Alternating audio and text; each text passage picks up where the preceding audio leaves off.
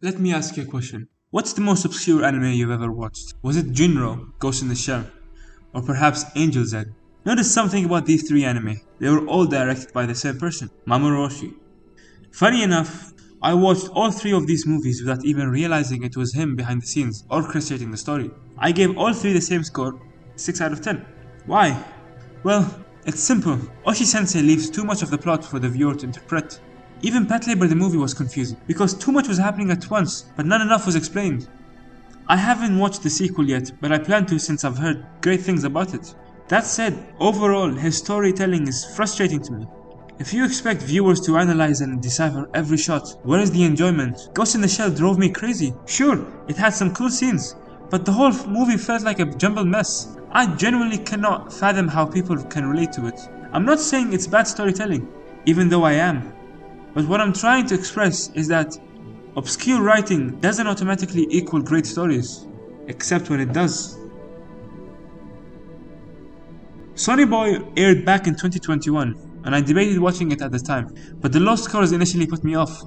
I'm glad I gave it a shot, because it really surprised me. I believe this show is an anime you need to binge watch continuously, because personally, I give 1 to 3 episodes for an anime to grab my attention, but this one got better and better with every episode. It was around episode 6 when everything started clicking for me. The only comparison I can give it is Death Stranding. Not for its plot, characters, or even music, but for that overwhelming sense of loneliness that I found oddly relatable. I'm not going to explain the plot because I think it takes away from the experience. It annoys me when anitubers spoil the first episode or chapters of an anime/manga. Like, come on, just describe the plot from the synopsis. For instance, this one guy made a 10-minute video about Gacha Kuta, and he spent 6 minutes summarizing the first 3 chapters. It completely ruins the magic of discovery. But back to the Sonny Boy. It's really hard to describe. I recommend watching it alone in a quiet room to really immerse yourself with the experience. All I'll say about the plot is, a group of students, along with their school, get transported to a world with almost no logic. What will they do? Will they get back, form a new society, live in isolation? No one knows. I was drawn to the show because Shinichiro Watanabe was credited as a producer, and I thought his influence would seep into the series. It was until episode 6 or 7 that I realized he never had a major role, except for being the music producer. Speaking of music, people, including Gigak, have praised the soundtrack. Gigak even discovered the anime through its OST on YouTube. The funny thing is, I'm not even sure if music played during the first 6 episodes, or maybe I missed it. In my opinion, the OST was average.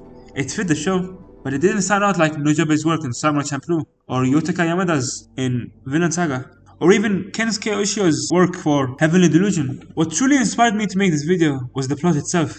It almost had no linearity.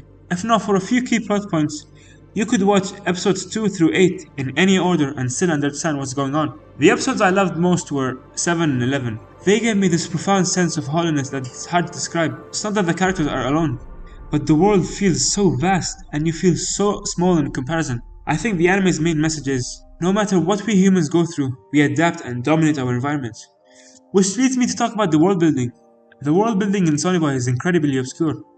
Even though there are rules governing how the world works, I never really grasped its structure. In traditional world building, think Tolkien's Middle-earth or Sanderson's Cosmere, or even Eriksson's Malazan, there's a clear and detailed framework. Sonny Boy doesn't come close to that level, but it doesn't have to.